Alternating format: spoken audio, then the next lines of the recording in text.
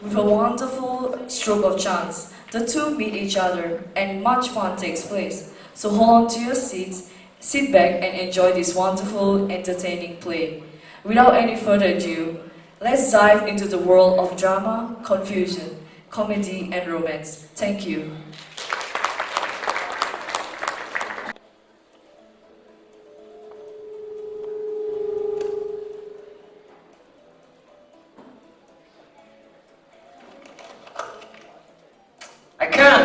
I can't get into the vein. I don't know what to say. I don't know how to begin. I wish to goodness I had spoken to her at the dance the other evening, when she told me she would be going away for the summer. But instead, I've gone and left everything to the very last minute, and I'm regularly nonplussed. By George, I know what I'll do. I'll make an exercise of it. I'll write it down in a dozen different ways and send her the one that looks the best. So Jack, here you are, in love with the most dearest girl on earth. Tack her like a man and tell her so. Otherwise, she'll be off north, and you'll be gone down. Lost your chance forever. She's my fate. I'm hanged if I shan't be hers. My darling. Rather strong, perhaps, to begin with.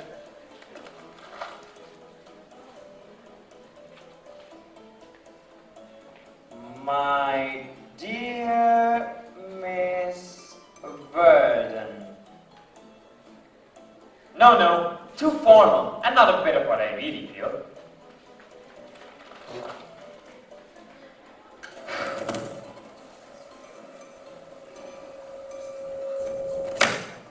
My dear...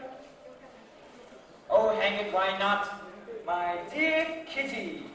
That's grand! Now I can go ahead like a house on fire.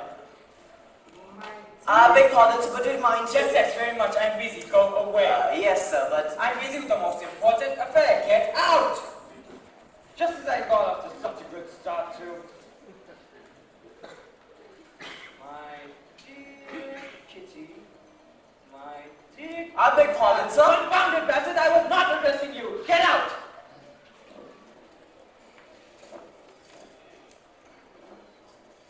I say... I swear if you don't clear out, Brassett out! Oh, it's you, Charley. What is it, old chap? Nothing, Jack. I don't want to interrupt you if you're Oh, busy. no. It's just that old fool, Brassett. What's he doing? Only bagging all my old clothes because I'm gone down and making me worry like old Harry while I write the most important letter, you know. Don't mind me today. I'm nervous and nagging nonplussed. So am I, Jack. Why? Well, you see, I've been trying to write a letter too. A letter to whom? To Miss Spettigue. Well, how very good. Oh, I began awfully well, but then I didn't want to be too distant and didn't like to be too... familiar, well... So I just said, my dear Amy, but then words failed. So I've come to you for advice. You always know what to say and do. Oh, do I? Oh, you know my idiotic complaint. I'm shy. You're not. Aren't I? Oh, I say... That I must rightly tell you so. All I ask is... But there's one obstacle to my putting it quite straight as that, much as I'd like to. What's that? Well, I have an aunt. My dear Charley, most of us do. What about her? Oh, I feel I ought to tell her first. Or if we are to drag an aunt into this, we might as well wait till they all come back from Scotland. Why? You know what the auntie is when she steps in. No, I don't. That's just it. I don't know her. I've never even seen her. Oh, well then we shan't be too hard on that aunt, seeing that she hasn't interfered in much of your affairs. Except to find out that I was an orphan and had been sent to Eton and to Oxford. And now, my guardian writes to me that she's coming here this morning and will take lunch on with me at 1 o'clock. And you've never seen her? No. She went out to Brazil before I was born and became a sort of secretary to a rich old Brazilian chap called Dom Pedro de Alvadores. And now, by the merest of accidents in the world, I've seen this. Madam, or rather Donna Lucia de Alvadores, the Brazilian millionaire, an Englishman of genial disposition, and a financial genius. In Indeed, it was a capacity in this direction that earned the gratitude of the late husband and led to a romantic deathbed marriage. Well, I don't think that. Go on, Jack, read the next. Her only relation is a nephew at Oxford. Lucky nephew. That's me. By George, Charley, that's a startler, and she could be here any minute. Oh, I've met all the trains up to now. I wish she'd comes to my baby. I don't know so much about that. But it's an awfully difficult letter to write. Fearfully complicated. Why? Well, you see, I've no people or anything. No people. With an aunt like that? But I've no reason to expect anything from her. More than she's already done for me, for which I'm grateful and all that. But I really want to see I got a clinking good idea. We'll send a note to the girls. You write it, go ahead. Miss... Oh, no, wait. To meet my aunt. What did you say her name was again? Donna Lucia Dalvadores. Donna, stick it down. Yours sincerely, Charles Wykeham. Splendid, Jack. You're a genius. The messenger, sir? Give this to him. And tell him to look sharp. Yes, sir. These matters are not to be settled by correspondence. No, and we shall have them all to ourselves. Yes, and we couldn't have asked him if it hadn't been for your dear old aunt. I'm loving that old lady already. Brassett. Yes, sir? Lunch for 5. What are you laughing at? Well, sir, I'm afraid our credit in the kitchen is somewhat exhausted, and we also owe bunters. Oh, do we? Charley, heard you got something on you? I have this watch. Oh. It'll be alright after a good man check. Here, Brassett, do the best you can with that. No, this is no good, sir. I couldn't get anything on this, sir. However, sir, I have no doubt it'll be all right at bunters if I say so me. Oh, all right. Lunch for 5 at 1 o'clock. Rather short notice, sir. Oh, long pay. Go wherever you like, do whatever you like. Lunch for 5 at 1 o'clock. Yes, sir. That's all right, Charley, isn't it? I say, Jack, that's my watch. I beg your pardon, old chap. My mistake. What wine, sir? Champagne. Very little left, sir. Half a dozen bottles. No, sir, I think not. Only 4. Oh, quite enough. 6, I'll swear. Pardon me, sir, I think 4 of champagne, and yes, 1 of claret. Oh, hang that claret. It's been open a month, all right. He sneaked those other 2 bottles. He's a corker. Oh, my fellow, just the same. They all are. And while you and your dear old aunt are looking at the chapel and the cloisters, I can have my little talk with Kitty. Yes, Jack, that's all very well. But what about Amy and me and our little talk? She'll be in our way horribly. I didn't think about that. She's all very well as an excuse to get the girls come here, but by herself, she'll be an awful bore. What shall we do? Couldn't we ask someone to meet her? Yes, someone you can depend upon. But whom? Babbs. Fanny Babbs. We'll ask him. Oh, yes! Why didn't we think of him before? He's a jolly, cheerful little chap. Will amuse your aunt like the deuce and keep her in a rather good humor. Yes, splendid, Jack. Brassett. Yes, sir. Go to Lord Fancourt Babberley's rooms, give him my compliments, and ask him to come here at once. Yes, sir. And while Babbs is doing gooseberry with the aunt, we can have our little chat, the girls. His lordship's compliments, sir, and he says he can't come. He has a luncheon party, and could you lend him a few bottles of champagne? Lend him a few bottles of champagne upon the cheek. Here, Brassett, late for 6. Yes, sir. What shall we do? Come on, we'll go to him. We must make him come. He can't upset our plans in this selfish way. Brassett, put that champagne in ice and tidy up my room. Come on, Charley, come on. No. 1 o'clock. Bedroom in order first. Always the way. Hurry, scurry, no time for anything. They come with a bang, they go with a bang, everything with a bang. Except pay the bills with a bang, I tell you.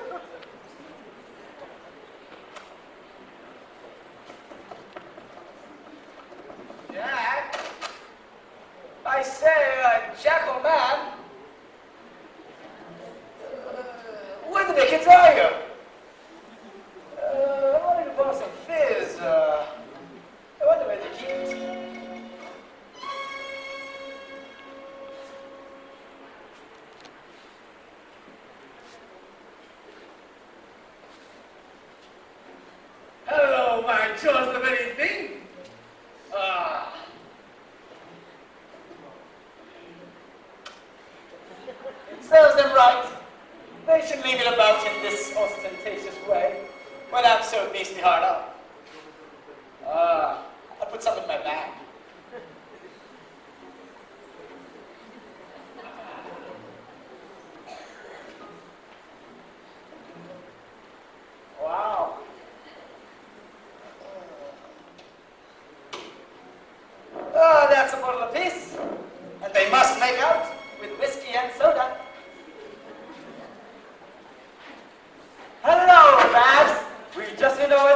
to find you. We've been talking about you. No, really. I say, how did he come looking? Splendid, old chap. Ah, yes. I thought he'd be pleased with me. Well, Don't go back. You wanted to see us, didn't you? yes. I wanted to borrow some beers, but Oh, poor Brassett, I know. I know my fellow's just the same. There is no reason, is there? Oh, well, you see, Now listen, Babbs, you must stay to lunch with us today. Charlie's aunt is going to pay him a visit. No, really? What fun! I know Charlie visits his uncle sometimes when he's hard up. So it's only right his aunt should tell the visit. That's just the sort of thing we want. A jolly smart chap like you, with a fond of humor and a lot of brain conversation. Yes, Babbs, that's it. To interest and amuse a charming lady. Yes. Who is she? Why, Charlie's aunt. What's she like? Well, you see, Babbs, we don't quite know. I'm here to see her today for the first time. I say, Charlie, she might turn out to be an awful old crock. She's a widow and a millionaire. That's enough, isn't it? Brother! Oh, put me down for a chance, Charlie. I'll take the chance. I say, what's her name? Donna Lucia Dalvadores. Donna Lucia Dalvadore. Oh, damn it! What's her name? Now listen, Babbs. You must stay along with us. You'll find Charlie's aunt a charming old lady. Charming old lady! I say, look here! Haven't you got anything younger coming? Yes, 2 other ladies. Nice? Young? Yes. Ah, that's more in my line. How many did you say? 2. Oh, I see. One for each of you and an old crock for me? No, thanks, I'm on. Now look here, Babbs. This is an awfully serious affair. I should think so with an old crock like that. And we want your help as a friend. A friend we can trust, eh? Rather. We'll take you into our confidence. No humbug, straight as a die. We're in love.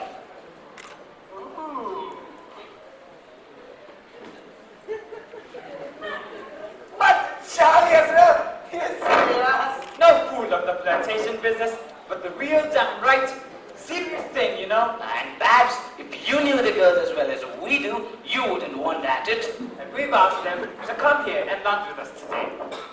I say, have you proposed? No, that's just it. Oh, I see.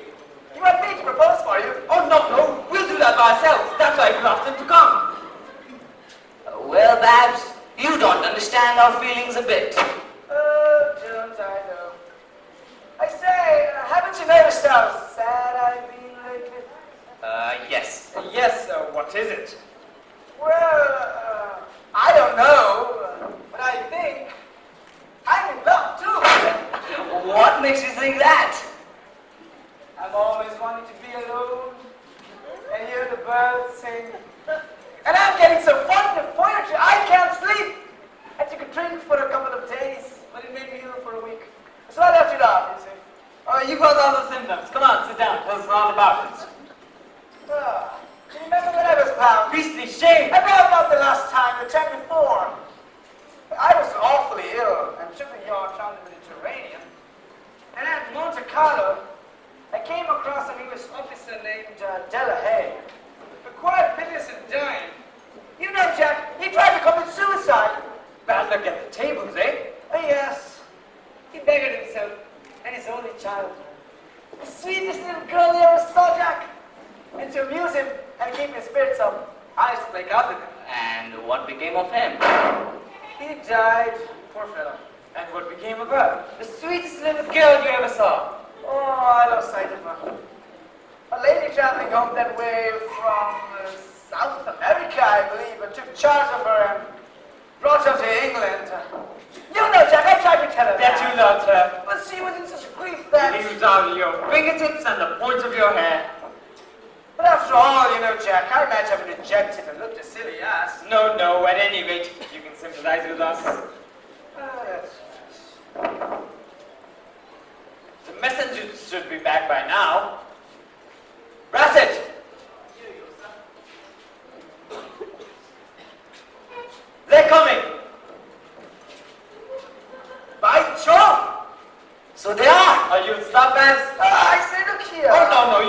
you are. We can't let you go now that we've got you.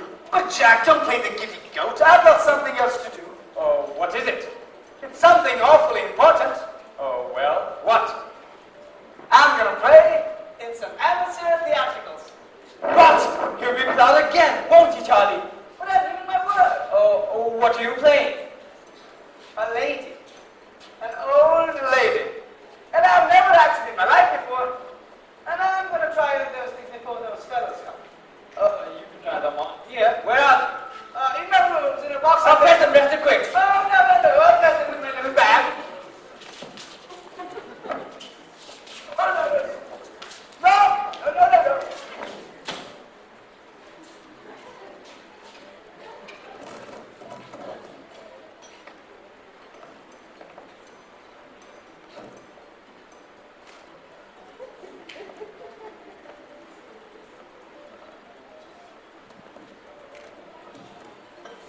You know, Babbs, you don't sympathize with us a bit. Oh, don't I, though? I really wish I could see my own little girl. Oh, she'll turn up one of these days. Have a drink. All right. I'll have it. I'll tell you what we'll do. We'll drink to her. Health, wherever she is. Here's to the future lady, Fancourt Babberley. What do you say her name was again? I haven't the slightest idea. Well, go on with you. Miss Delahay. Your things, my lord. Brassett. Thank you, Brassett. You're an awfully good chap. My best.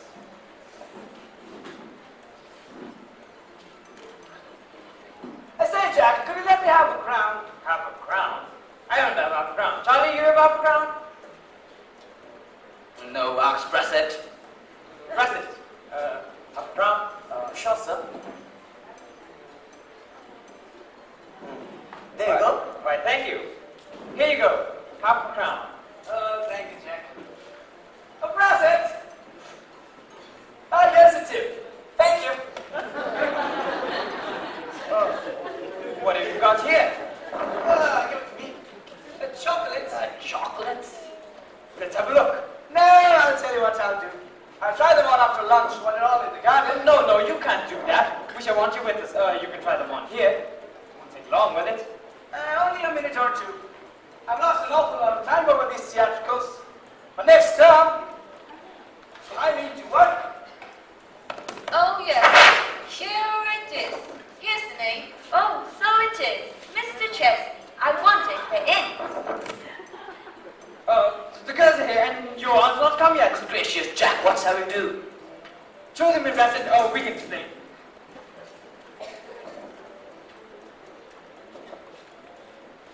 How do you do? So nice of you to come. Oh, we're very pleased to be able to come. Weren't we, Amy? Oh, yes. And this is where you think and study and do all of your work and everything? Oh, yes, we do a lot of that sort of thing here. You jolly quarters here. I'm so glad you're able to come here today. You're off to Scotland tomorrow. We shall miss you so much. Yes, Uncle always takes us to some dreadfully remote place at this time of the year, where we never see a soul, and it's so cheery. It's a shame. Why? Are you sorry we're going? Why? Sorry? It's put me and Jack into a perfect fever. That's why we were so anxious to see you here today. It's lucky Uncle is a late town, or I don't think we could have come. Why? Oh, I don't know, but he raises such odd objections. And then you know, he's so peculiar about Prithvi. Why? She's an heiress, you know, and she needs her garden. Miss Verdun, have you forgotten about the dance the other evening? I never shall.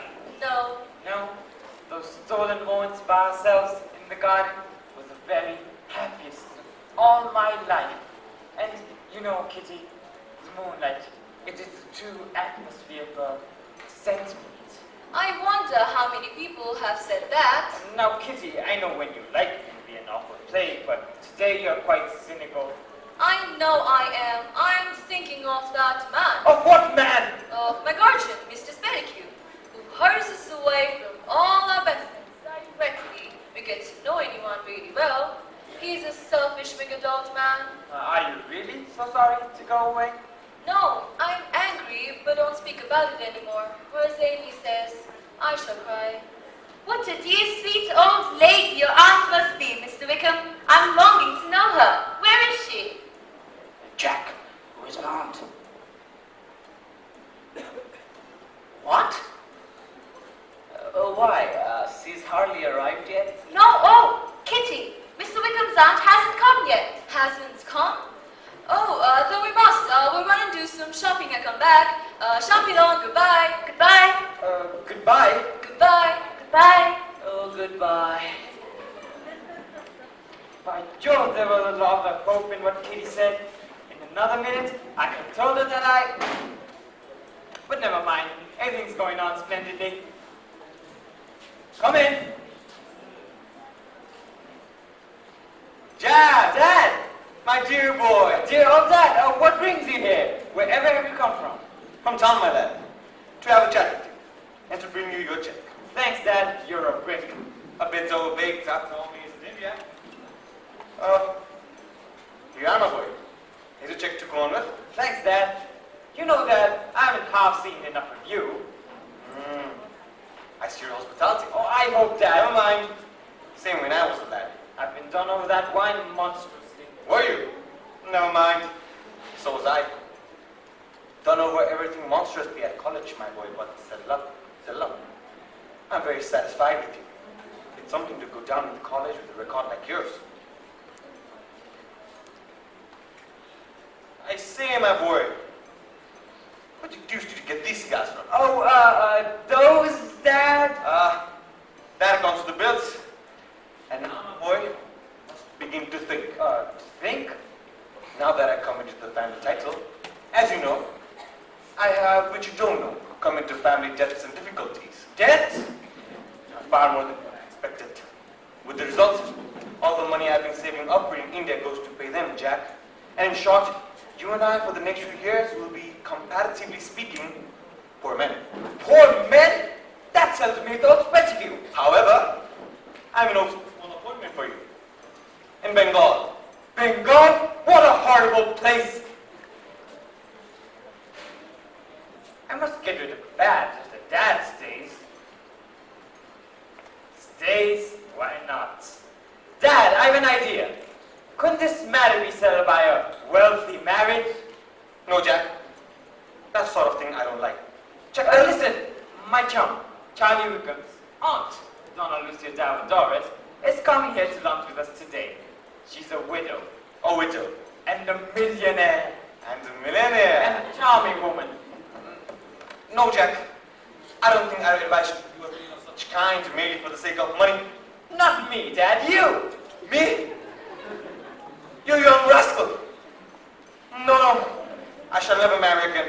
Oh, but Dad, think it over. Where are things? At the hotel? Go and change. Make yourself look as nice as possible and come back here to lunch with us at 1 o'clock. And remember, Dad, put a flower in your button. Say, Jack, Oh, Father, Charley Wykeham. Charley, my father. I'm glad to know you, my boy. I'm glad to know you. Her nephew, nice boy, you'll like him. I thought it was the fire brigade. Now don't forget, Dad, a flower in your buttonhole takes years off a man. A flower in his buttonhole. No, Jack. You come and lunch with me. Don't be rash, Dad. See her first. All right, Jack. I'll have a look at it. I will have a look at it. Well, read that. Important business. Don't expect me for a few days, Donna Lucia. No! She's not coming. But she must go wire telegraph. No use. There's no time. But hang it, the girls won't stay without a chaperone. Couldn't we ask for the proctor's wife, old Mrs. Who's sitting there like an owl. Let me check. Here they are. The girls are coming. What on earth are we to do? I said, Jack, come and look at me. What the deuce is it?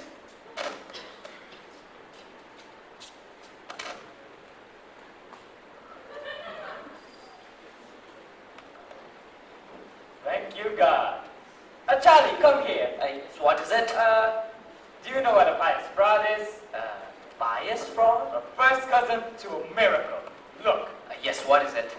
Babs, your aunt. Babbs? My aunt? Is the only one you have, so make the best of her. I say, look here.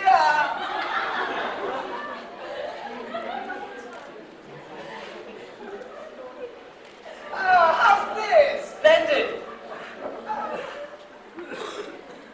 Nice. Who's that? The girls. The girls? They're knocking. Charlie's aunt can't come. Oh, can't she? I'll go and take these things off. Oh, no. They won't stop if you do. Won't stop? What do you mean? You must be Charlie's aunt. Me? No!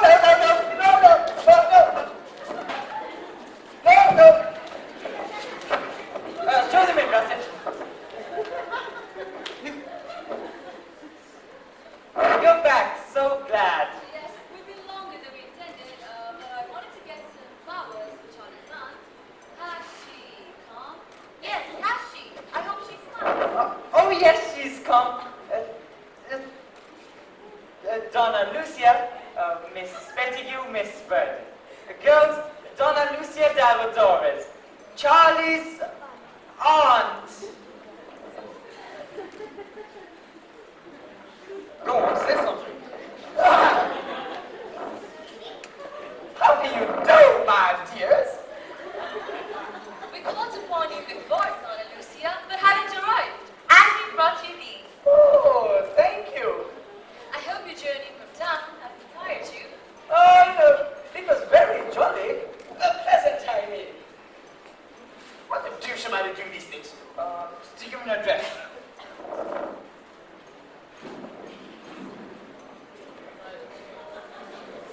Why are you staring like that? No compelling reason, sir. You look worried, Mr. Wykeham. Are you ill? No, I'm just anxious. He's just a little affected with meeting his aunt for the very first time today. Why the dickens don't you say something? What the dickens am I to say? Talk about the weather. Charming weather. Oh, yes, delightful. Oh, yes, it is charming. Well, college wants to do anything, you know. You know, you're placing me in a terribly false position. May I arrange these for you, Donna Lucia? After all, you know, we have some nice weather sometimes in poor old England. What on earth does she mean by that? You're a foreigner. A foreigner? What did you say my name was? Donna Lucia Davadores. What am I, Irish? No, English. Married a Portuguese abroad. A widow. From Brazil. And a millionaire. I say, Charlie, have I any children? No, you Oh, won't. well, one ought to know. That's all right. And now I can go ahead. Yes, it is charming weather for England. Yes, it is. Yes. Shall I take you to see the chapel and the post? Oh, no, we'll attend to them. Of course, also it is all very new to you, Donna Lucia. But it's a dear old place in any weather. Amy and I will show you all about. I shall be delighted. You're staying till tomorrow, are you not? Am I saying no? No, you see, it's my washing day. Auntie has so much business to attend to in the town. Yes, lawyers, stocks. Yes, stocks and socks. Not very important, you know. Oh, I'm so sorry. We have so long to know you. Oh, have you, my dear? Yes, Mr. Wykeham has told us so much about you that he has made us quite love you. And he's so grateful. He says he owes everything to you and never could repay. And oh, he's such a good, frank man. It was noble of you. Of course, my dear. It was only my duty to see after the welfare of my poor brothers. Sisters, you fool. Sisters, you fool! Sisters? And brother-in-law's orphan girl. Boy. A boy! I say, twins in a minute. Yes, but it was so good of you to find out. You were so far away in a foreign land, and you might have been left to starve, or to fall into cruel hands. But you have a good, kind, affectionate nature. Have I, my dear? Anyone can see it in your face. No. Oh, I feel I can tell my whole heart to you. Don't let her. I'm not going to.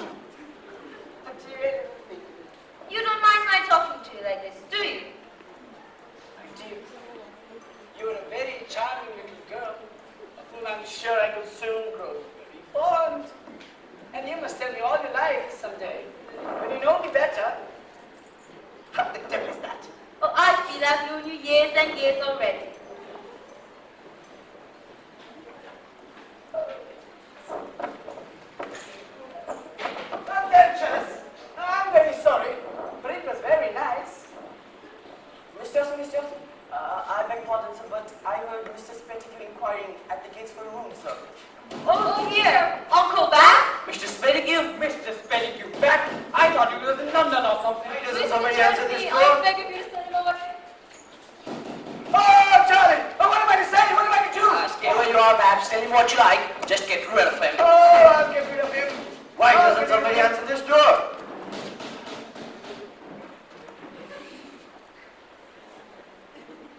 What do you want, sir? I wish to see Mr. Chesney. Where did you get that hat, sir? Take it off, sir. Don't sit down, sir. I'm not sitting down. I didn't ask you to sit down. We'll leave that for the present, madam. But I wish to see Mr. Chesney at once. Well, you can see him. He's not present. I'm the only person present. But the porter told me that two young ladies, my niece and my boy, were here. I tell you that I am the only young lady present. But he told me he saw them come in. And did you tell you saw them come out? So, Very well, then what more do you want? then they in the garden. They've done nothing of that kind. Then they've gone into the town. Well, why couldn't you think of that before? And now, sir, having got all the information you're likely to get in your present condition, Madam, I apologize. Good morning.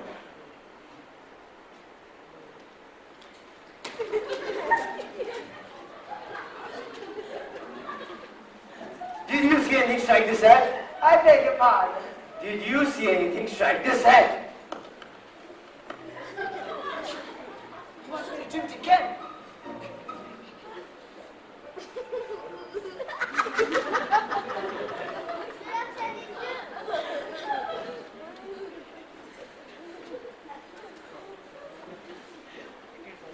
Oh, my dears, where are you? I'm not afraid of your uncle. It was sweet of you. You darling. Look at him jacking off on his head if he does it again. Donna Lucia, here's my father. Take care. Here's my father. Oh, look here, am I in any relation to him? No, you're Charlie's aunt from Brazil. Brazil? Where's that? You know, where the nuts come from. Dad, Miss Verdun. Like it. Miss Spettigue. Charm. Now, Jack, has she come? Yes, she's come. Come on, Charlie, introduce your aunt. Donna Lucia Dalvadore's Sir Francis Chesney. How do you do, father? Donna Lucia? How do you do, Sir Francis? I'm Charlie's aunt from Brazil.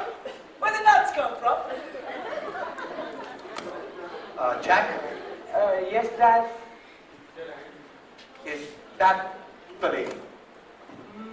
Yes. Oh, by George! Don't go, Dad. Go on, Charlie told you all about him. Oh, yes. He's a splendid photographer.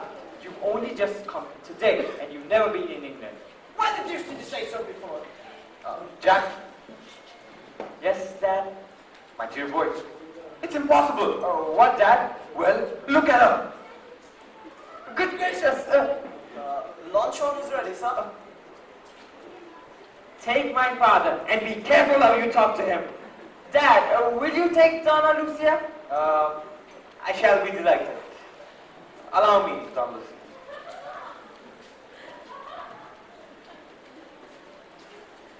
Oh, thank you.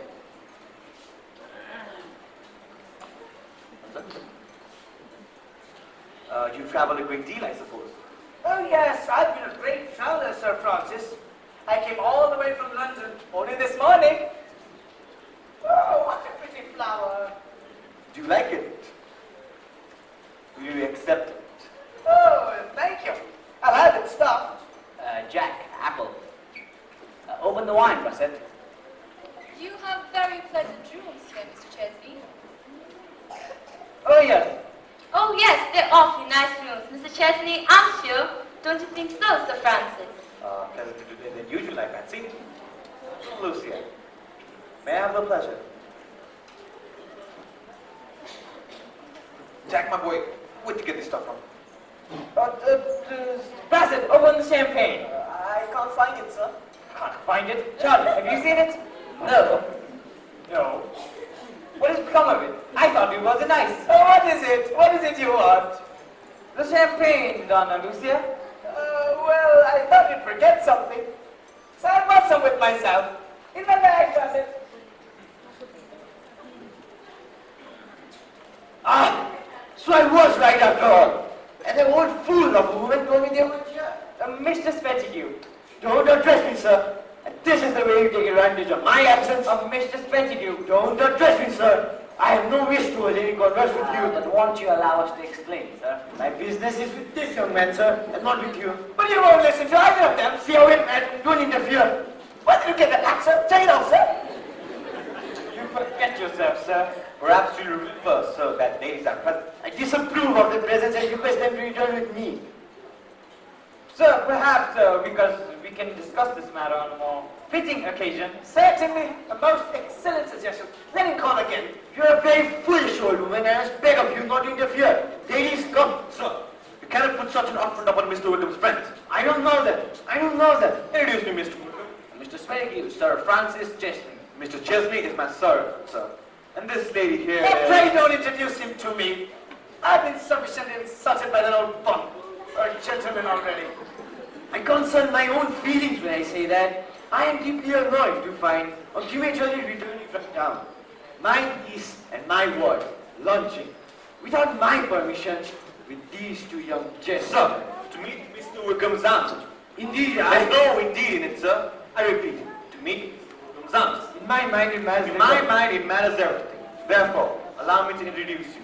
Donna Lucia Davadore. Mr... Jack? What's his confounded name again? Spettigue. Donna Lucia, Mr. Spettigue. the celebrated millionaire. Oh, how do you do? How do you do? I'm Charley's aunt from Brazil. Where did nuts come from? I've been indiscreet. Oh, I am sorry.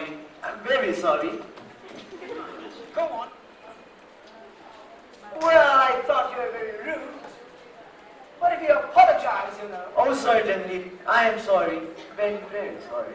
and you'll stay to lunch, won't you? If you wish it. And am I forgiven? Forgiven. Here, take this as a peace offering. My flower! Donna Lucia, allow me. Oh, no. Allow me, Donna Lucia. Should I hit my head? Or should I? Let's go.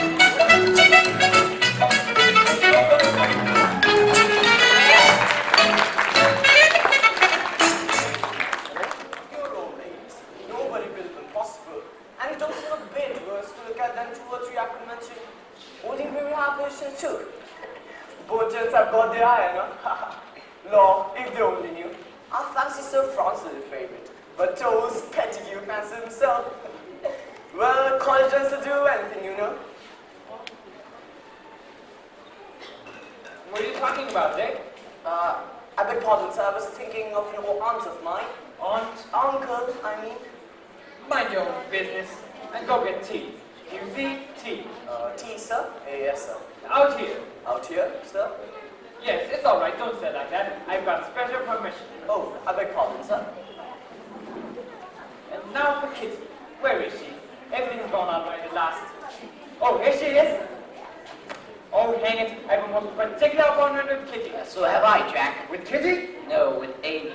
Oh, well, confound it. We've both made appointments in the same place. What are we to do? They're your rooms, I suppose? Oh, Jack, there you are. Oh, yes, I'm here. In fact, waiting. I was waiting to think you wouldn't come. Why don't you go? Have you no tact? Jack, but what about Amy? Oh, Charley, there you are. Oh, yes, I was coming. I was waiting. In fact, I'm here. Beastly awkward.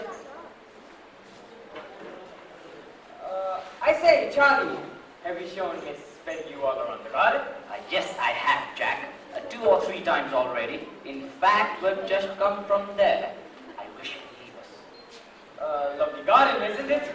Yes, I suppose it is. Suppose you haven't half seen it. Charley, Miss Spettigue hasn't half seen the garden. Take her and show her the roses and the cabbages and things.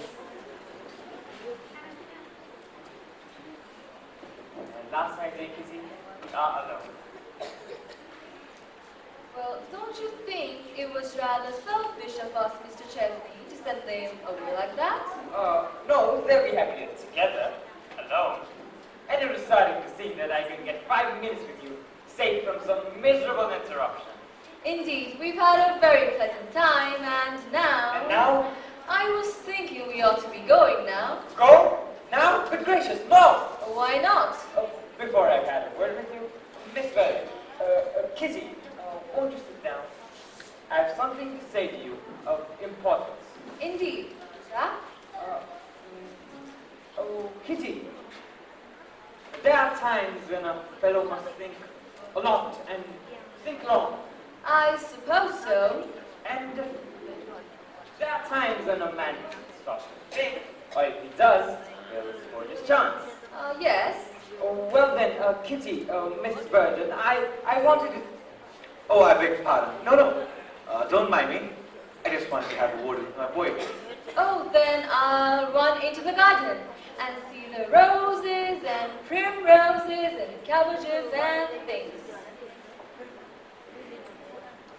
Well, Dad, anything important? Yes, Jack, it is. I'm determined to take your advice and marry a woman of wealth. Oh, I see you've fallen victim of the fascinations of some young and lovely... No, Jack, she's not lovely. And I'm afraid she's not over young. But she has one thing in her favor, Jack. She has money, which after all is a real object in the instance. Oh, all right, Dad. As long as you're satisfied, go in and win. And I have to thank you, my boy, for the tip. Thank you for the tip. I don't remember that. Who is she? What's her name? You'll be delighted when I tell you. Yes? Well? Can't you guess? No, I can't. Donna Lucia Damadores. Deuce! But Dad, this is impossible. Why? You yourself suggested it. And for your sake, my boy, I'm going to do it. But Dad, you can't. Can't? Why not? Is there anything of your reputation? No, but you mustn't. You can't. Mustn't? Can't? Why, Jack? What a boy you are. Seem to tell me to go to the hole and put a flower in, but no? And by George, Jack, I believe the flower's done the trick. She gave it away, Dad. My dear boy, she's explaining all that. This is horrible. But Dad, circumstances have altered since then. In what way? You know, you're too good. You're not the man to be thrown away like this. Say no more, my boy. The considerations for me settled. It'll put you forward years. Had she been young and beautiful, she wouldn't have looked at me. And as for old Spettigue, in spite of his marked attentions, Jack, I believe he doesn't stand a ghost of a chance with me. Old Spettigue? Attentions? Great heavens, what are we doing? Dad! Wish me luck, Jack. Wish me luck. Oh, Dad, take time. Let's think it over. I'm going into your room to get myself a rattling good brandy and soda to bring me on the mark. Oh, great Scott, what's the young monkey doing? Jack! I should speak to Babbs. He's carrying on disgracefully. He's taken Amy away from me and has gone off around the garden with her. Well, that's nothing to what's going on here. You saw that? Yes, what is it? My dad is going and getting himself a rattling good brandy and soda. Brandy and soda? What for? To propose to Babbs, that's all. I knew something awful would come of this. We shall be found out and disgraced. How could you let it go on? Don't blame me. It was the fault of your mother-headed aunt, not knowing her own mind and leaving us in the lurch. I could strangle her. Jack, what shall we do? Oh, we'll find Babbs. Put him up to the governor's gate. Find Babbs, but Jack, can't you end this Start that again. We must keep our heads or we'll lose them. Come on, Charlie, come on.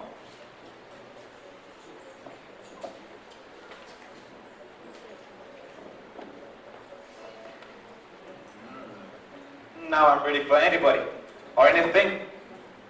But why hasn't she come? I didn't tell the dear one more particularly when he raised objections, and time's up, time's up. Ah, that old fool Spettigue. And with my flower in his coat. Perhaps you're looking for anybody? Oh, no. I was only thinking there is a very lovely afternoon. Perhaps it's in the garden. It's looking very beautiful today. You ought to give it a good look. Before you go. I will, before I go. She promised to meet me here in 10 minutes. Time's up. Time's up. What is he stopping for? I must get rid of him. I was only thinking perhaps it'll be nice if you join the ladies in the garden.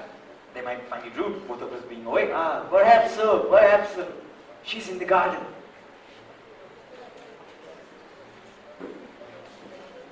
Dad, you haven't seen Donna Lucia, have you?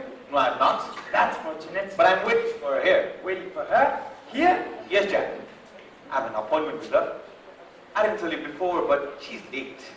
In fact, very late. So get up, my boy. Get up. They mustn't meet till I've seen him. Now I come to think of it, Dad, I just saw her a moment ago. Oh, where? In the garden. In the garden? Hang on. I just sent old Spettigue there. I know Babbs is in the garden, but where on earth has he got to?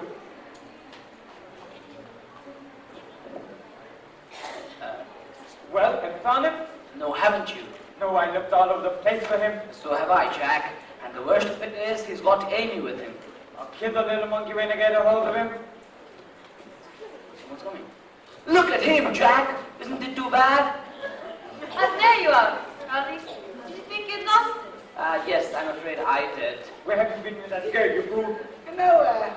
Somewhere you are, I have something to say to you. Charley, has Miss Spettigue seen the chapel? Take her away while I Babbs. You must see the chapel. It's an awfully pretty chapel. Jack, I'll punch his head off if he does it again.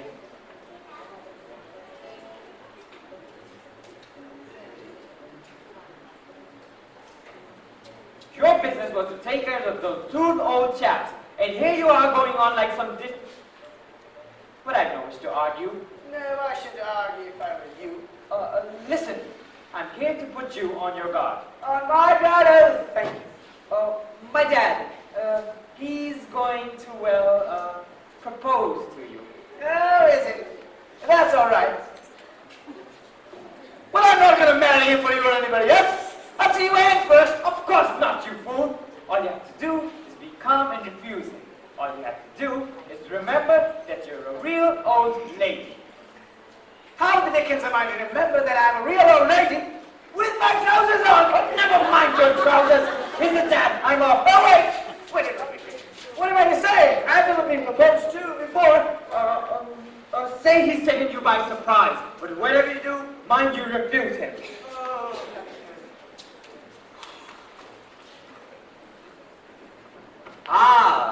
Here you are, Donna Lucia. I was beginning to grow afraid and popped into the garden to find you. Won't you sit down? By Jove, her at last. Now for the plunge. I'll begin with a compliment. But I wonder what's the real age. However, a woman's never too old for a compliment, so here it goes.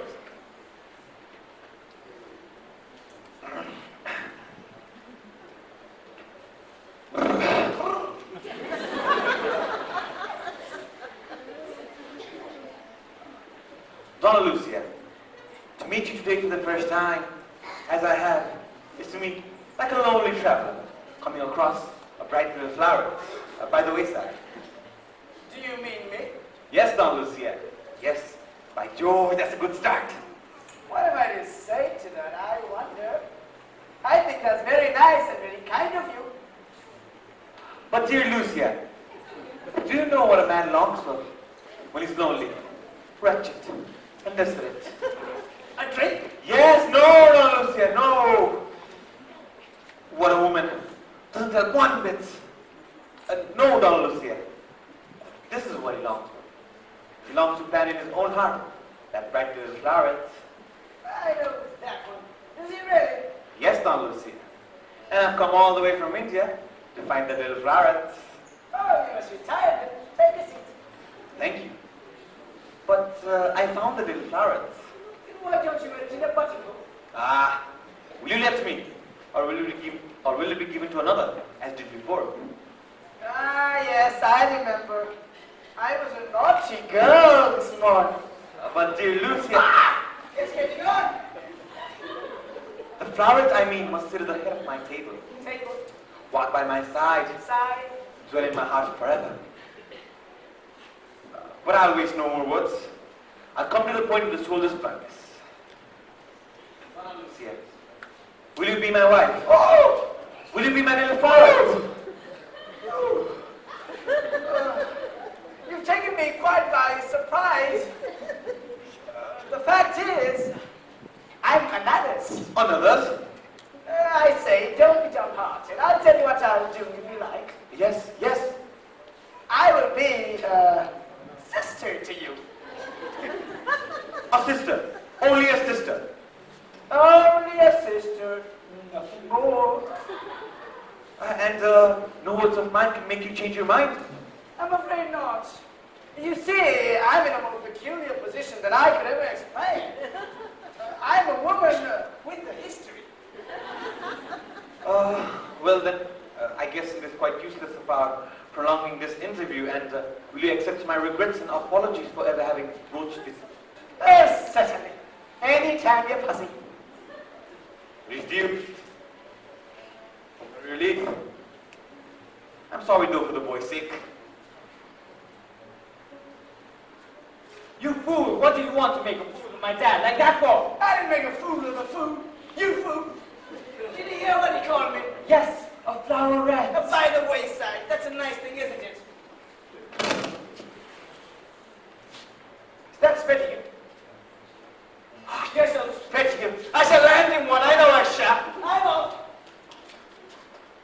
Lucia, my tears on Lucia, where are you, my love? Mr. Chesney, have a seat. There you are, my love. What the deuce did you go like that for? Anyhow, if you don't wreck my future happiness, I'm all right with it. And now I must find Kitty. Why couldn't Charley's aunt behave like a lady and turn up as she promised, instead of giving us all this trouble? I hate the sight of her before I'd even seen her. The first door to the left? Thank you very much. The first door to the left, the man said, Ella? Yes, here it is, Mr. Jack Chesney. Shall I knock? Yes, to my dear. Chesney. The name sounds familiar. Why couldn't my nephew remain in his rooms and not allow me to follow him about like this? You telegraphed to say you couldn't come. I know I did. And then you changed your mind. Yes, for about the first time in my life. Why? Oh, some vague desire to see him without his knowing. I'll forget it. I could dream about these old places all day. Isn't it all beautiful? Dream away, Ella. I wait till someone comes. Oh no, it's also sweetie. So, it was there, by the moonlight. You see how I remember your words? And a certain someone who told you that you look like the angel of the watch. It was a flattering tongue to us for that someone. What was his name again? I've told you so often. Lord Fancourt Babberley. But I don't want to mind fixed on these things, my dear. Why? I almost forgot to tell you. I've entrusted your poor father's money for you. He has rendered you dependent for life. What's worse, independent of me. Independent? What you want to be, Ella? No, for I've grown to love the little orphan I met in such grief, in a strange land so much that I am not independent of her. So, let's make a bargain and be my little girl and call me auntie, will you? Yes, auntie, yes. How did your poor father come to have so large a sum of money by him like that? I thought he lost it all. Papa wanted in cards during his illness. From whom? From Lord Fancourt Babberley. Is Lord Babberley a gambler too? No, but if ever we meet, may I give it back? I don't think you take it. Why not? Well, it seems to me that he took too much trouble for losing it. But I'm not going to speak for him. I don't want you to ever leave him. Ah, my dear, you sent me thinking. Have I? What about? Oh, all about a certain someone. Oh, do tell me. It was before when I brought to Brazil. I was very young, and he was very shy. He never called me, but he did give me a stammering compliment and a blush, and then he was ordered off with his regiment. And you've never loved anyone since? I was a sentimental young lady in those days. What was his name, Auntie? Frank Chesney. How strange. I'm afraid we're intruding. Not at all. The college grounds are open to everyone. I am, so to speak, merely at home because these are my son's rooms. Mr. Chesney. And you, pardon my asking, are you, or rather, were you, Lieutenant Frank Chesney? I was. And you don't remember me? I acknowledge with regrets, but I have no recollection whatever. It must be more than 20 years since. Years is a long time, Auntie. He doesn't remember me. 20 years. Where was the regiment then, I wonder? You've forgotten the day you first embarked for India. No, But you have forgotten the evening before. not altogether. Then, Lucy! Good gracious! And to think at that very dance, but you don't remember the dance, of course. no? I remember the dance perfectly. You're in white, tied up in blue. Tired of blue, like a chocolate box. We have to meet my son. These are his rooms, or rather, he's led them to a college friend, a young fellow named Wykeham, Yes, Wickham. who's entertaining some ladies, 2 young ladies, and his aunt, His aunt a lady from Brazil, from Brazil. Donna Lucia Salvador. I must introduce you. Auntie, what does he mean? Wait a minute, my dear. Do I understand you to say that Donna Lucia Salvadores is here? Actually here? In the garden, almost 5 minutes ago. Do you know her? I've heard. Shall I stay and see how the storms are? May I trouble you? Pleasant. Mrs. Beverly Smith. Auntie, I guess you like to meet the boys and Donna Lucia. Or perhaps you wouldn't mind going to the garden to them. with pleasure. I'm quite curious to see. My niece, Miss Delahay. How do you do? I'll call her. Sir Francis. Come, Ella.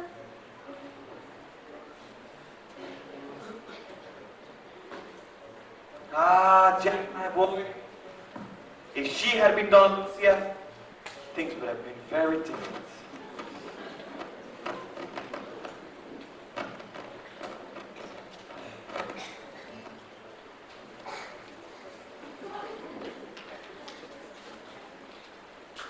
Oh, that's you.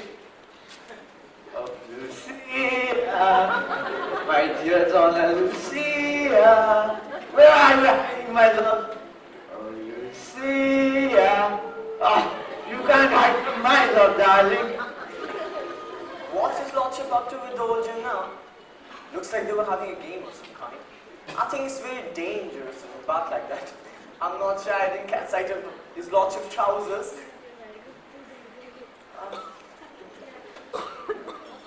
Class, my dear Kitty, no one here, and I can speak to you. But Jack, look. What are you doing, Brassett? Laying the cloth for tea, sir. Get out! But he gave orders, sir. Put them back half an hour. Quick, man, can't you see I'm engaged? Oh, really, sir? I congratulate you. Busy, I meant. Get out and don't come back. And now, my dear Kitty, Yes, said that before. now don't interrupt me. I go straight in most things, and I'm not going to hesitate over this. Yes, Jack? I've told you how my father intended me for Parliament and all that. Yes. Well, he tells me now that for the next 3 years, I shall have to give up all that and earn my own living. Well, that will do you no harm, Jack. Of course, in time, I shall be all right. But the question is, will you wait? Wait, what for? What I really mean is, before I say anything further, I shall want you to understand what I've been telling you. Oh, yes. What was that? Well, to be practical and lay everything fairly before you, my position in life will be something in, The city. exactly. My home, Suburban. thanks. A transit, Bus or rail. my personal income, Small. my extra income, Precarious. and now you know all. That is how I stand. Oh, that's how you stand. Oh, Kitty. It's my duty to tell her all. The dear fellow. I'll punch anyone who comes now. Well, I hope those happy conditions will be realized to your heart's content. My dear Kitty, they will never be realized without you. Without me? Then, Try me, Jack, for I love you dearly. You do, Kitty? You do? As much as you love me, Jack. Oh, Kitty. My dear Kitty. My dear Kitty, you're a brick. I've done it, in spite of the lot of them. Oh, but what about my guardian, Mr. Spettigue? I'll go to him at once. His consent must be in writing, In writing. Why? so that he can't retract. You don't know him as well as I do. Now, there's only one person who can get the written consent for us. So be a good boy and send her to me at once. What, Amy? No, Charlie's aunt, Donna Lucia. Donna Lucia, but Kitty! Now, don't ask questions. There's a good boy, but send her to me at once while I find him. Great heavens, where are we now? This can't go on. I've done it, Jack. I've done it. Done what? I took the cat out of the bag and told her everything. Everything? What for, you fool? Told her what? That I love her. Oh, well, anything else? Nothing, Jack. But she's gone off to find Donna Lucia and get her uncle's consent. We shall be in a dickens of a mess yet. We're all right up to now, so keep cool, man, keep cool.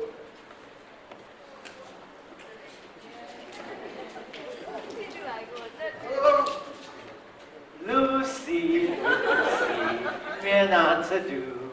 I'm half crazy, all for the love of you. Lucy. You trying to do awful disgrace. And a damn good job, too. You don't know the things he keeps on saying to me. He who? Why, my master old Spettigue. What did he say? Yes. What does it say? Charlie's too young. Get out, man, that's nothing. Oh no, but it's very embarrassing. Look how well I get on with the girl. Oh, confound it, too well. Do I, Jack? I can live this life longer. Don't start that again. Some lies has got to be lived. What for? To save confessing then, you duffer. I wish to goodness you'd bring it all to an end. So do I. I want to drink, please. If the donkey'd only be reasonable and behave like a lady, the selfish idiot's ruining and spoiling everything. We were fools to trust him. The selfish little beast. When you think of all the misery he has put us to. I feel so angry I could bring his head off. Look at him now. Oh, Spettigue. Spettigue. Oh, Lucia. Mr. Chesney, have you seen Donna Lucia? Oh, yes. In the garden. In the garden. Oh, Lucia. When you want to spend you in a good mood, you ruin everything by the fool of a game. Oh, what fool of a game? I'm not going to marry old Spettigue. I can never be happy with a man like that. Come on, Babbs. If only it was your girl, we'd do anything for you. And all you ever think of is running after our girls. Confound you! Oh, the girls are nice. Of course that's nice. That's why we're with them. No worries. Come on, Babbs. Hurry up. Sip it.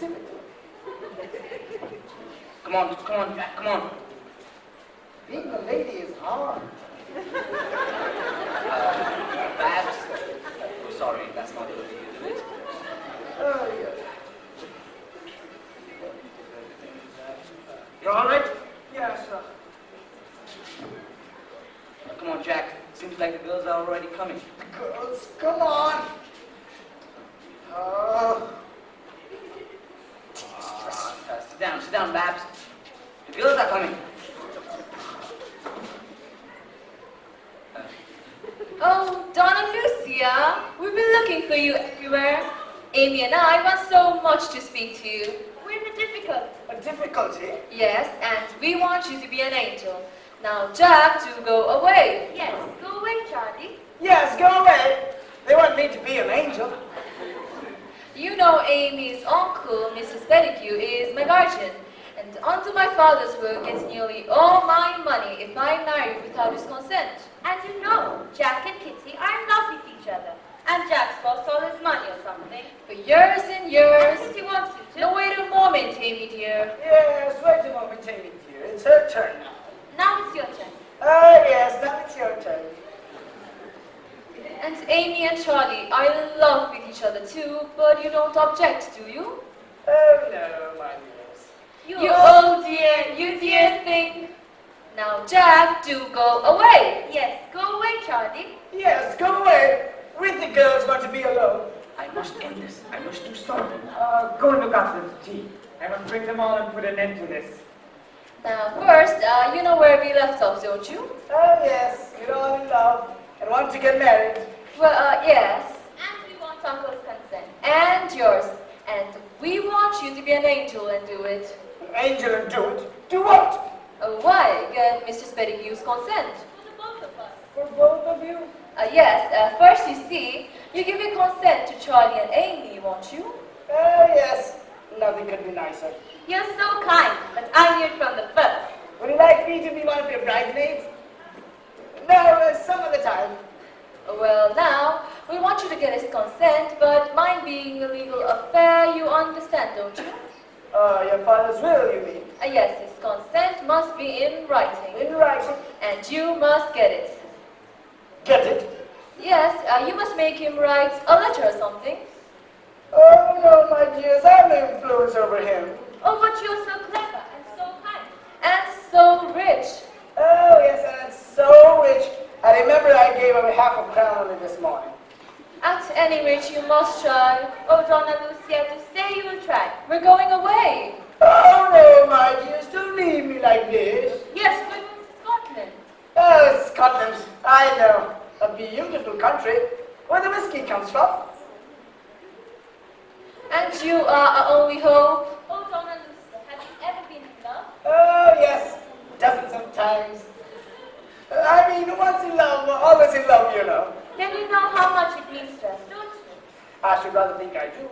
Then you get his consent for us, won't you? I'll try my best. You can't say no now. No, not now. Then we'll find Mr. Spettigue and send him to you at once.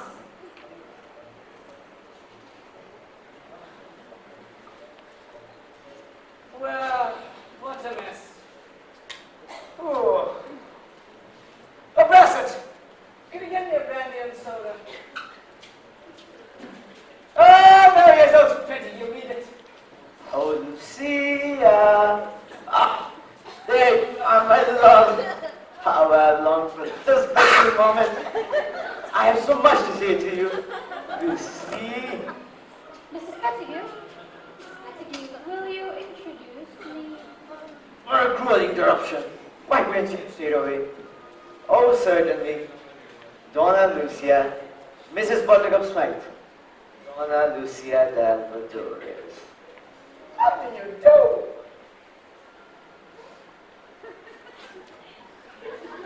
I'm Charley's aunt from Brazil. Where did that come from? How do you do? Do you know, I'm most interested in meeting you. Oh, really? Yes, I knew your late husband. Intimately. Intimately. Intimately? What is the matter, Babs? She knew my late husband intimately. Intimately? Well, how are you getting on? Everything's all right, isn't it? No! She knew my late husband intimately. What? The tea should be ready by now. You will entertain, won't you? Tea. All right. Where's the tea? Bring it on. Tea? Excuse me, ma'am. Would you pour out tea? Certainly. You haven't been in England long, have you? Change the subject. Change the subject. Ask her if she takes sugar and cream. Ask her if she takes sugar and cream. Do you take sugar and cream? Do you take sugar and cream? I think that I should like a little sugar and cream, Donna Lucy. Certainly.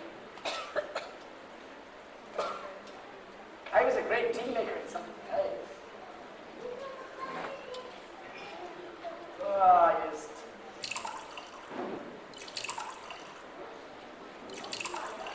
Oh, my hat! My hat! Oh, no worries, no worry, don't worry. Yes, some sugar. Yes, some milk. Needs a little bit of shaking. Oh, here's the tea.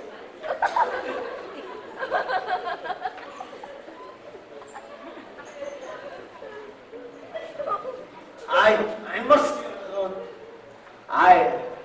They must come to dinner. After dinner. That's the time for my purpose. Pardon me, but I have a little proposition to make. And I can't say no. Mrs. Spettigue's carriage. I want you, all of you, to come and stay and dine at my house. Oh yes, Uncle. How nice of you. That would be delightful. Grand idea. Thanks awfully, sir. You will return with me to the carriage now, Donna Lucia. I have my niece with me, Miss Stella. Miss Delahay? Oh no! Oh no, I can't! It's impossible! My things! Where are my things? That voice! It is! Oh no! Oh no!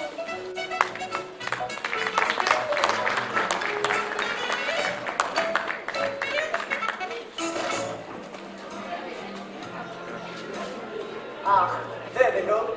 Dinner's pretty well over now, and they'll all be here pretty soon. I fancy old Spettigue getting you to come hand butler for him tonight. I suppose it's too mean to have butler of his own. Well, all I can say is, it's simply marvelous the way his lordship have kept it up. He's playing the buffet lady something wonderful. Hello, what's up now? Anyway, if the worst comes to worst, I have the lordship dress codes with me. I say, Brassett, get me a fly, quick! I'm going home! You've been going on all right. If you'd only paid a little more attention to old Spettigue. What did Bo come to the dinner table like that for? It was so awfully dangerous and can't be viewed, you know. Instead of behaving in a dignified manner, as Charley's aunt, he'd go going on like some disgraceful old... Oh, go on, finish it. Don't spare me. You can't say I'm drunk anyhow. Or if I am, it's for the want of it. Now listen, man, this game won't do. Think of the girls and the solemn promise you made to help us. For their sake. Yes, but she wasn't here then. She who? The little girl. What little girl? Miss Delahay. Oh, what, the girl with Mrs. What's her name, Smythe? Yes, Mrs. Butterscotch Smythe's niece. Well, what of her? Why, she's the girl I met at Monte Carlo, and this Butterscotch woman is the woman who took her away. And I'm off. Stop him, Charley, quick. You Babbs and do some a mess. Full of all the beastly ungrateful things to say. What difference can it make to you now? Why, I want to talk to her. Talk to her? What about? I want to tell her what you fellas have been telling to your girls. Hang it! I'm just as much in love as you are. Jack, they'll hear everything. Was there ever such an idiot? No, there never was. Look at me. I'm a disgrace to my own gender. Was there ever such an idiot? Well, you know what we'll do. We'll make some excuse. We'll say she is ill and put him in a fly and be done with it. Charley, you can make some excuse to Miss Verdun for me. Miss Verdun? Miss Verdun? What have you got to say to Miss Verdun? Come out with it. Haven't I promised to get out Spettige's consent in writing, you idiot? You yourself, this is a couple of babies. You want your mothers with you? This way, madam. Here the girls, they're Come coming. here. I'm sick, come on. What was your aunt, Mr. Wykeham? I'm afraid she might be ill. Yes, is there anything the matter? Auntie's been a little upset by the heat in the dining room, that's all. Heat. I found it rather cold. Oh yes, Charley means that. Cold. You see, Donna Lucia lived so long in a warm climate.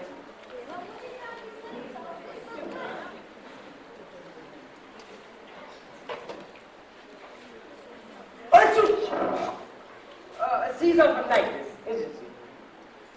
I hope Donna Lucy is all right. Yes, is she? Oh yes, Mr. Chesney said she's all right now.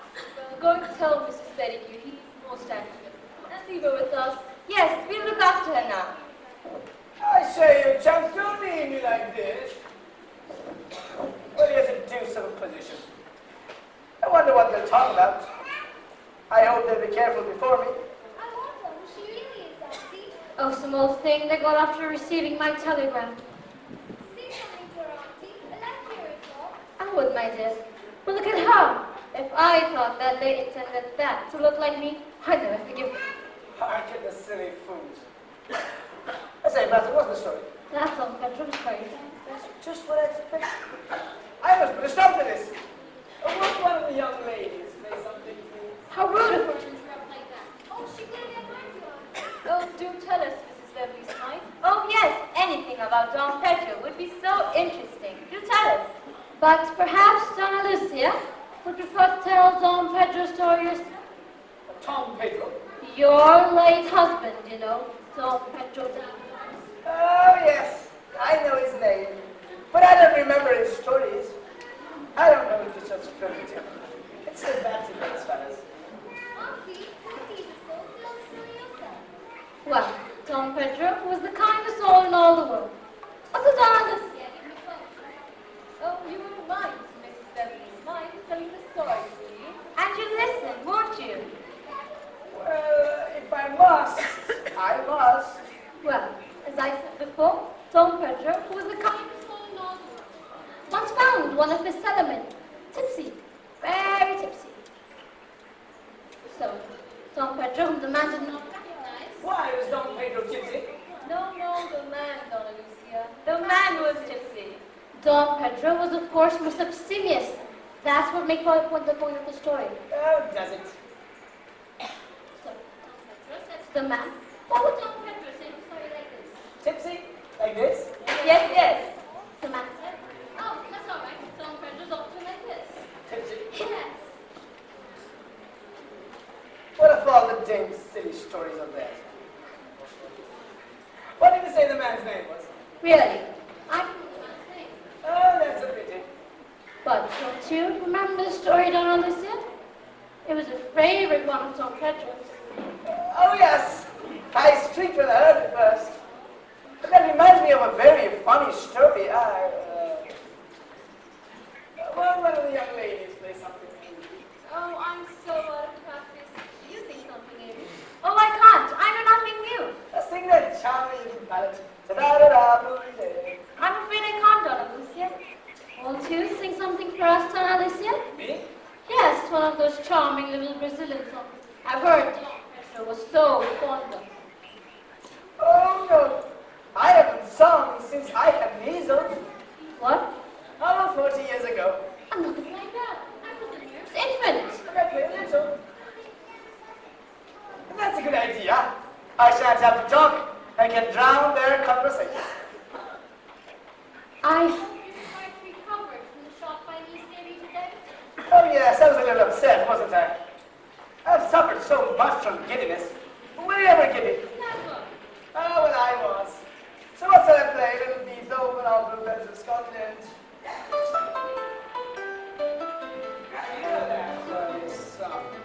Come along, my dear friends, come along. Here they are now. Don't forget the letter. Oh, no, I won't forget. Let's get them all into the garden and alone with Mrs. Beverley. Charming, charming. Bring the cigars, Brassett. Honest the ladies. Mrs. Beverley's right. Donna, Lucia, do you object to? Smoking? Oh, no, I like it. It kills the insects and things. Gracious Jack, look at him. What's he doing? Staring at her like I did all through dinner. The fool. I must make an opportunity to see her alone. It's a sweet evening. Perhaps some of you may care to enjoy a cigar in the garden. No, thank you, sir. It's a sweet evening. You've been enjoying yourselves capitally, Miss Verdun. We heard music. Yes, Donna Lucia has been playing for us. How charming of you, Donna Lucia. What would we have done without Aunt Charley? Oh, don't groan like that. Mrs. Spettigue, are you fond of music? I hope to be. Why? I'm taking lessons. What are you staring at me like that for? Like a boiled owl. Dad. I'm glad I told you about Kitty. She's a splendid girl, isn't she? I like her very much, I must say, Jack. Thank you, Dad. You've taken a load off my mind. I thought I was quite without means. Not altogether. Any thoughts the matter with Lobo? Night and day, Dad, ever since the day I first met her. It's a serious step, you know. Serious step. Don't forget in writing. Amy, let's get them all to the garden. You take Charley. Glad I told you that now. But why want to listen to reason? Of course I'll listen to reason. But where is the letter you promised me? I remember. I'm not ready to get. Not yet. But we must find an opportunity to talk it over alone. But Charlie, why are you so depressing? We ought to be very happy today. Amy, great joy sometimes comes with a sort of reaction. I shall be back tomorrow. Come into the the garden. Kitty, I've told the dad blank out, and he's delighted. But you won't regret turning your back on society and the row and the stifling wholeness of my own Monday, and everybody else's rest of the week, and have something else to think about. Jack, the best eyes do heavenly come into the garden. It's a sweet evening. Perhaps you'd like a cigar, Jack? no thank you, sir. Shall we join them? Such a charity to leave those two people alone. Indeed. Why? Only a little man. Of Spettigue's account.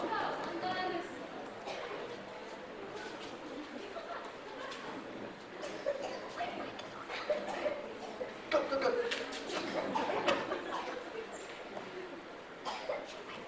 They've gone. Oh, Donna, Lucia, my dear Lucia. They've gone. Where are you? Ah, there you are, my love. How I long for this moment. Lucia, I have so much to say to you. I must talk to you. No, I'm very angry with you. But Lucia, you wound me. Don't say that. But I didn't say that. After the promise you made, you treat me like this? Promise? The consent you promised in writing. But Lucia, how can you? When we have so much to say that more nearly concerns ourselves. No, we have not. You don't know me. I'm no ordinary woman. Lucia, I must beg of you to listen to me. I will listen to you with pleasure. But where's the letter you promised me? Lucia, I must speak to you. Will you hear me? I will hear you with pleasure, but why won't you give me the letter? Lucia, do I deserve this? You deserve 6 months, the old idiot. Lucia, you are a puzzle, an enigma. How dare you? Until and unless you bring me the letter, all is over between us. Then Lucia, that decides me. I go to my room, a brief note. With the full consent and signed, don't forget. Then say you'll be mine. I'll say anything you like. Just don't be too long in the study. Darling, Don't touch me. wait for me, Lucia. That's all right. I say what jealous women are. It's too bad to those fellas. Why, I shall be a woman for the rest of my life. I haven't had a smoke or a drink all day.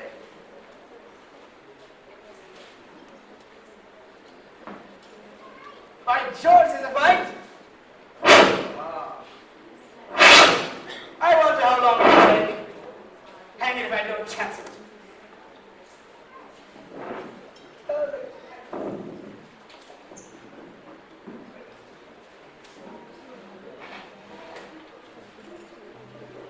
Beautiful. Beautiful. Beautiful. She's smoking.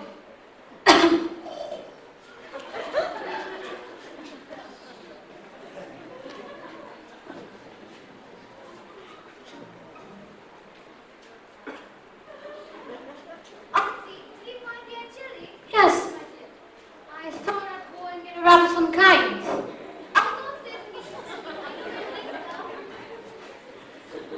Are you alone? Yes, I'm alone. I'm so sad. Dear me, what a dreadful smell of smoke. Yes, I noticed it myself. I'll go and check out who it is. No, Yeah. I wanted to talk to you. Oh, really? About your late husband, Don Pedro. That would be nice. Do you know? When I first met Don Pedro, he told me he had no wife. Oh, what a wicked storyteller. He was a cruel husband. The Don Pedro I knew was noble, kind, and gentle. Oh, that was his father, the old man with the white moustache. And you should report you. Do you know, Donna Lucia, I'm surprised you don't indulge in the habit of smoking. So many Brazilian ladies do, you know. Well, to tell you the truth, that was what I was doing just now. Don't let me interrupt. Shouldn't have been surprised at the party. Can I offer you one? No thanks. You see, not being a Brazilian lady, it might be thought strange. Can you get your drink of any kind? Thanks. Oh, Donna Lucia, pardon my curiosity, but have you any children? Only a few. going into the garden. I fancy that Francis has something to tell me. And now the shot of chili, perhaps we better stay in. Auntie says not to hint about her, knowing that she's not. Auntie, I'm sure she's only thinking of nice them. Oh, don't go, please. Oh, I was going to the garden. It has turned quite chilly. Auntie sent me in because of that. Can I get you a wrapper, baby? Oh, no, thank you. Auntie says I'm better here. I mean, ill, you know. Well, but I didn't know. Oh, all right now. Don't goodbye, take care. Ah, yes. Great, great, great.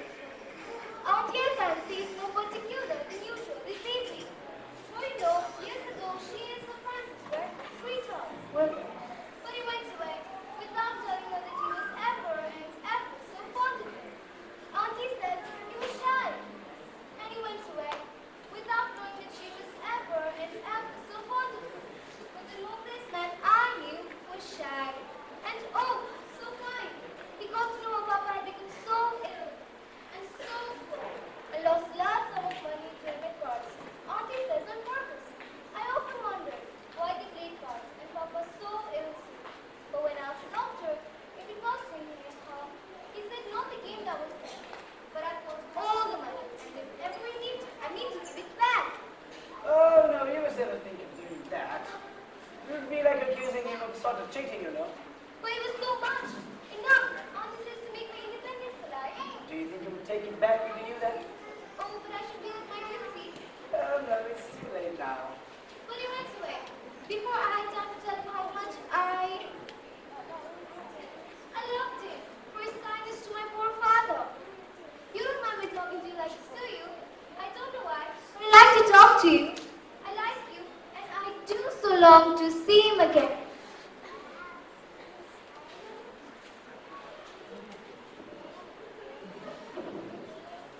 Oh, Lucia. No.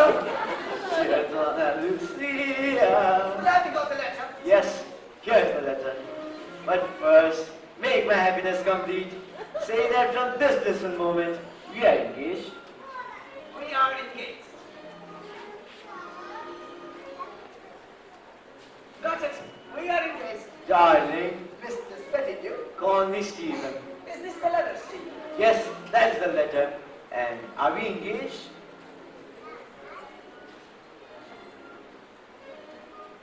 We are engaged, darling. We are engaged.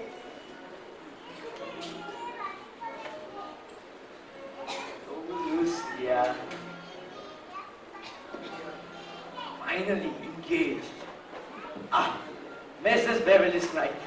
Sir Francis, congratulate me. Congratulate me. I knew it. I'm the happiest man in the world. But where are my dear children? This must be a day of happiness and rejoicing for us all. For us all. What does this mean? What's all the excitement about? Can't you guess? No. Since I tell you what would happen if you left him alone. Hey. Do you understand? She's accepted. What? Yes, Donna Lucia at Barbados. You don't mean that. I fancy he'll find out his mistake before long. Oh, by George, what a fool I've been. Why? Are you sorry? No. So the rascal of a boy of mine with some sort of stupid suggestion that I should, So you should offer your hand and write to Donna Lucia at Barbados from Brazil, where the nuts come from. When I think of what a fool I've been, I told him, old sweetheart. And you? You would take me, a penniless widow? Nothing could make me happy. Frank. Please. Sit down. What are you saying? I was only thinking of What? Donna Lucia. Oh, well, she's a quaint little figure. I... Auntie, did you find the activity? I didn't notice, Mother. Auntie, how pretty you look tonight. Has Sir Francis? Come along, my dear children. Come along. Kitty, you sit there. In there. I have something to tell you. Something that you all will be very pleased to hear. But where's Donna Lucia?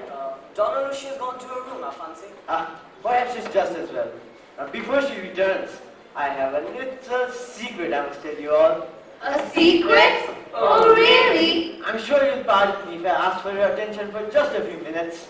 Gracious Jack, what's he going to say? How do I know till he said it? Situated as I am, a lonely widower, a mateless uncle, surrounded with grave responsibilities, my niece and my ward. A good fairy has, I may say, tripped in among us, bringing with her unexpected light and joy.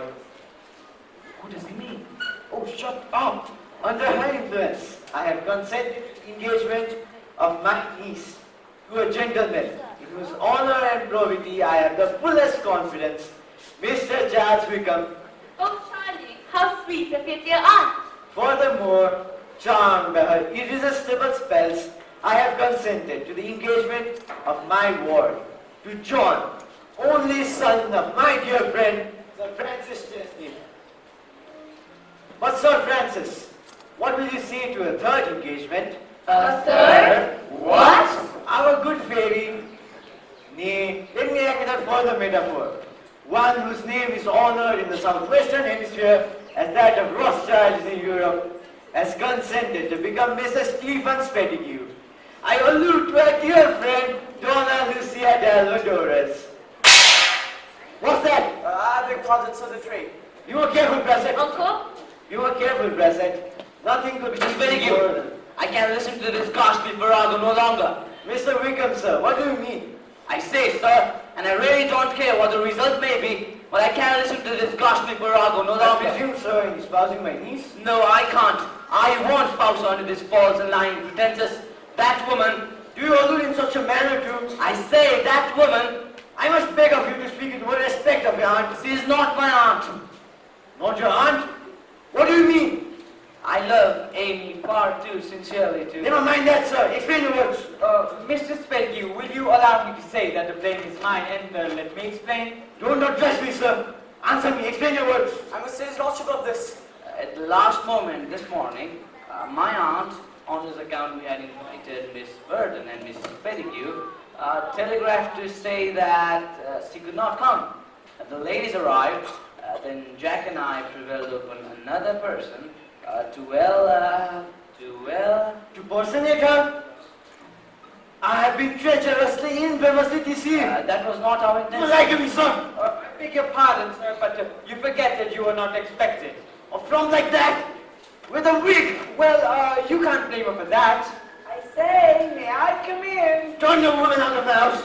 I say, may I come in? Turn the woman out of... Who are you, sir? I'm Charlie's aunt from Brazil. Where did that come from? Fancourt Babberley, you fool! Fancourt family, I beg your pardon. Auntie, and I told him everything. But what does this mean? It means that we are all very wrong and extremely sorry. And tender your humblest apologies. My apologies, I should say. For if I hadn't offered the temptation, the whole thing would have never occurred, Susan. And if Mr. Spettigue would allow us to add to our apologies, And say that we have no words to express our contrition. It's infamous! Infamous! But where are the documents obtained from me under these fraudulent pretenses? Oh, the letter. I am the letter. Give it to me! It's Listen, mine. sit down! Give it to me, sir! Allow me. I shall dispute it! Under our father's will, I shall dispute it! This letter is addressed and has been delivered to Donna Lucia Delahay. But she, I mean he, but that isn't Donna Lucia Delahay. No, but I You? Lucy, my aunt? I'm sure you'll pardon me if I retire. As for you, sir, I shall inquire from the authorities. You are college in the morning. And you, sir, take your flower.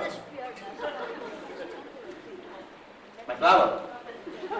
Say, Charlie, can you have me up for a breach of promise? am. Charley, Mr. Wykeham, how dare you? I'll never forgive you. I'll never forgive any of you for treating Uncle Stephen like that. Be patient with us, my dear. Your uncle shall have the most profound reparations my influence can make.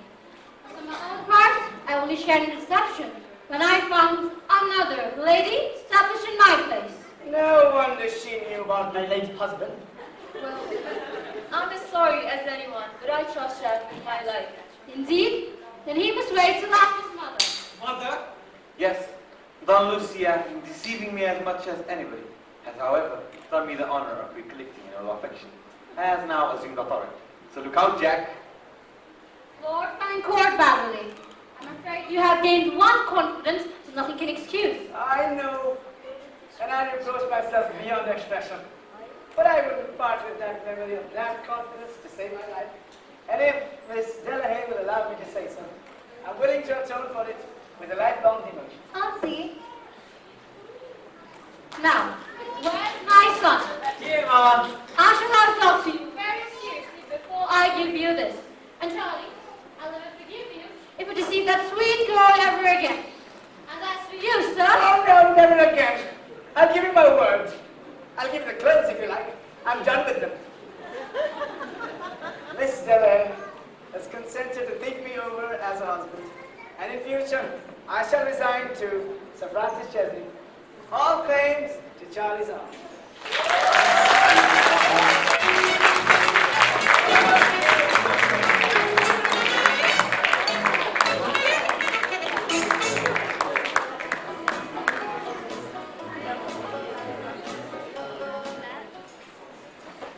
Now, let me call the stage crew upon the stage.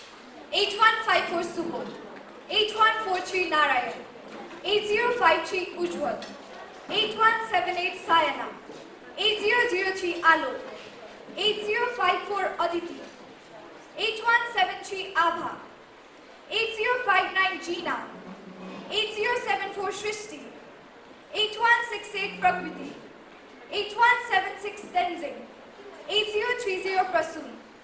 Now, here is the cast. 1129 Araj as Brassett.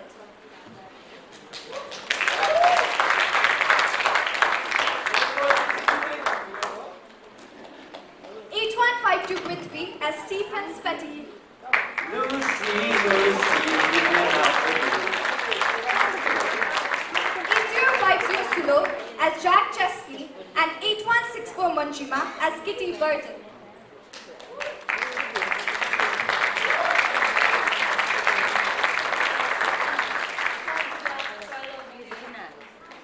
1025 Amulya as Charley Wykeham and 9177 Janvi as Amy Spettigue. For I love Amy far too sincerely. 1039 Pradhumna as Sir Francis Chesney and 8165 Rakshya as Donna Lucia.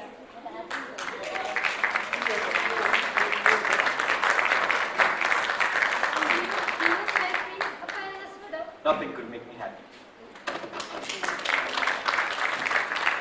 9072 Samip as Lord Fancourt Babberley and 9174 Anu as Ela Delahay. Like I say, Jack O'Brien, whether they can know you. Yes.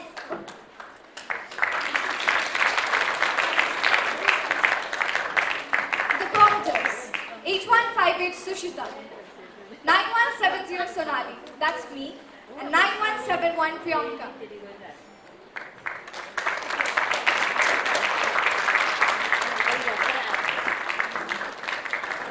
Backdrop and art direction, Mr. R. Mananda, Mr. Surya Magar. Light and sound, Mr. D.P. Chapagai, Mr. N. Nepal, Mr. Kedar Basnil. Costume and makeup, Mrs. B. Lama. Costume and makeup, Mrs. B. Lama, Mrs. N. Jha, Mrs. M. D. Maharshan.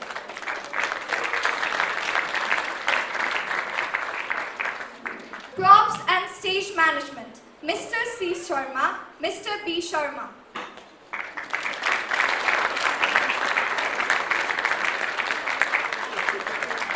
Overall coordinator, Mr. S. Acharya.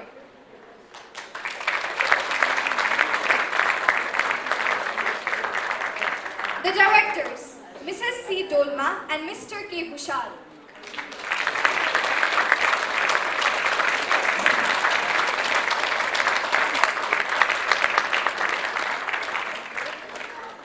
Now, I would like to request Mrs. Anuradha Sharma, the member of SMC, and the Vice Chairperson of Forbes to say a few words.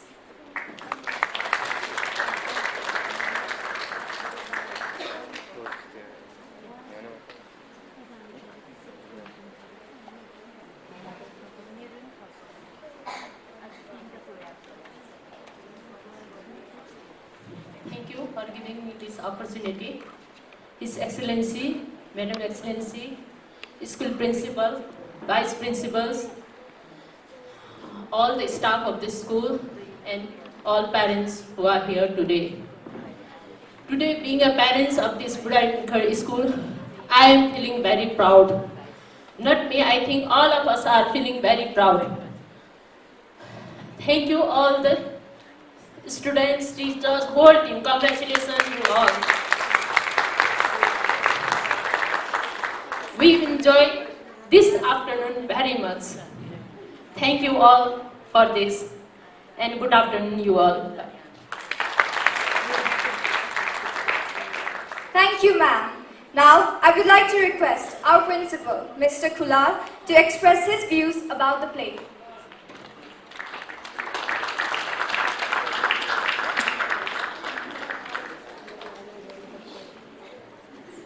Thank you. Your Excellency, the British Ambassador, Madam Morris, all the parents and guests.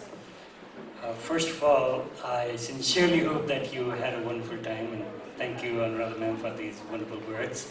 I'm so happy to learn that you enjoyed it, and I believe that everybody else enjoyed it. I suppose that the crew has and the cast has done a wonderful job, and they've they've done justice to the fact that you sacrificed your Saturday for us. Thank you for being here, and I'm so delighted to have His Excellency at Budhanilkantha School. So once again, thank you, and I hope you enjoyed yourself. Thank you, sir.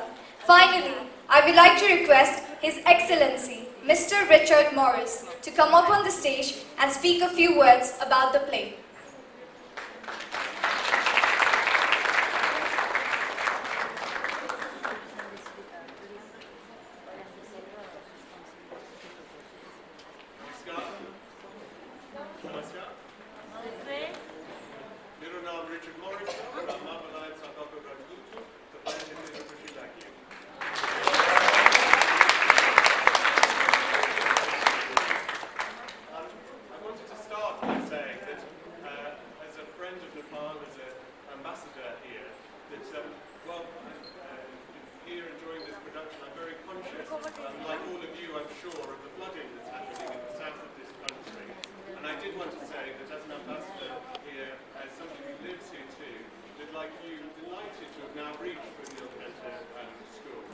Given the long and historic relationship between the school and Brassett, I think the school was started in 1962 as a project between Brassett and Nepal, and so I'm delighted to have been invited here, and delighted to have been invited to come and see the school's commitment to excellence in drama, and commitment to excellence in English teaching that you've shown me today during this introduction. So thank you very much.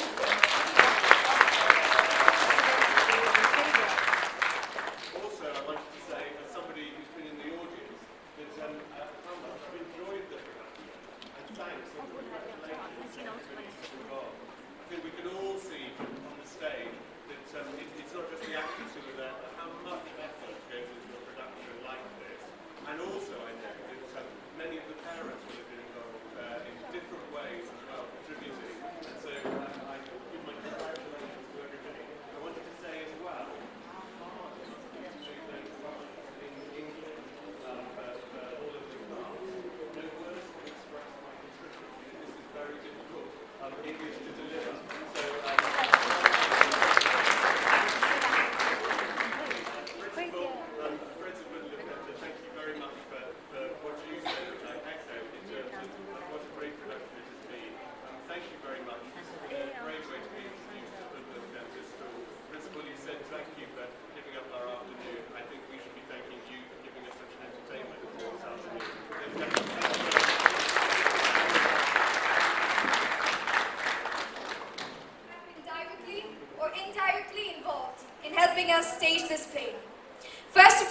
we would like to convey our sincere gratitude to His Excellency, the British Ambassador Anuradha Sharma, member of SMC and the Vice Chairperson of Forbes, and Madam Morris.